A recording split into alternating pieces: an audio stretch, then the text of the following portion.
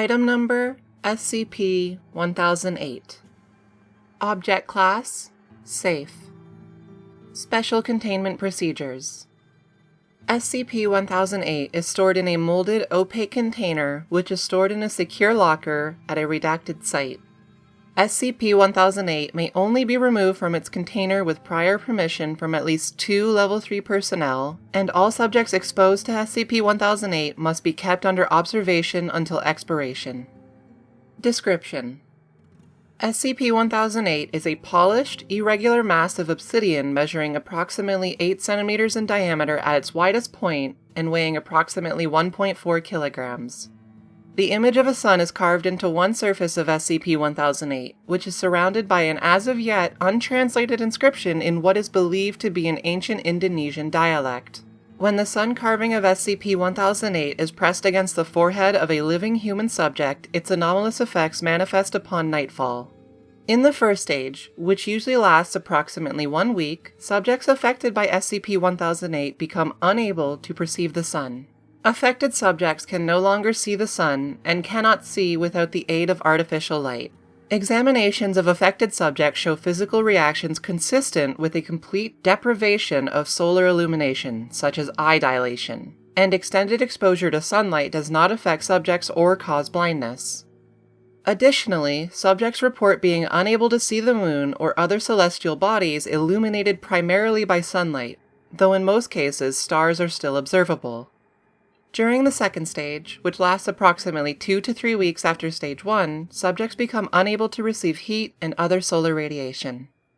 Subjects report feeling increasingly cold and will exhibit progressively paler skin tone as well as symptoms of vitamin D deficiency and seasonal affective disorder.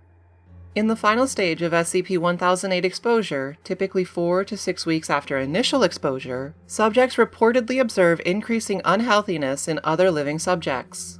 Plants appear wilted and stunted, and animals appear emaciated. Most importantly, affected subjects in the final stage are unable to obtain nutrition from any plant or animal-based food product, and will invariably expire due to malnutrition after a period of several more weeks. Addendum 1008-01. Transcript excerpt of interview with Subject 1008-01. Subject 1008-01, an agent whose name has been redacted, was accidentally exposed to SCP-1008 while undercover and assigned to Redacted. The agent immediately brought SCP-1008 to the attention of the Foundation upon manifestation of its effects and was placed under observation. Excerpt of interview. Dr. Redacted. What was the first indication that something anomalous had taken place? Subject 1008-01. I woke up at about 5 in the morning, I think. The day after first contact. I'm used to getting up before the sun comes up, and I thought it was weird that I couldn't see the pre-dawn glow, and the sun just never came up. One of the doctors called me and asked why I wasn't up on such a fine, sunny day, and that's when I broke cover and called it in. What happened next? Well, for the first few days it wasn't so bad. It was just that the sun never came up, and it was weird when it was completely dark out and you couldn't see anything, but people were moving around normally. It got harder after the first week, though. It just started getting colder and colder, and everything, the trees and plants, all started looking sick and wilted, even though everyone else told me they were just fine. Go on. Yesterday was when it really started getting really bad, I guess. It's just, everything comes from the sun. All the food we grow, the animals we raise, it's all just energy from the sun. I just can't eat anymore. Subject 1008-01 became unable to eat after 36 days under the effect of SCP-1008 and was eventually sedated and placed on an IV regimen.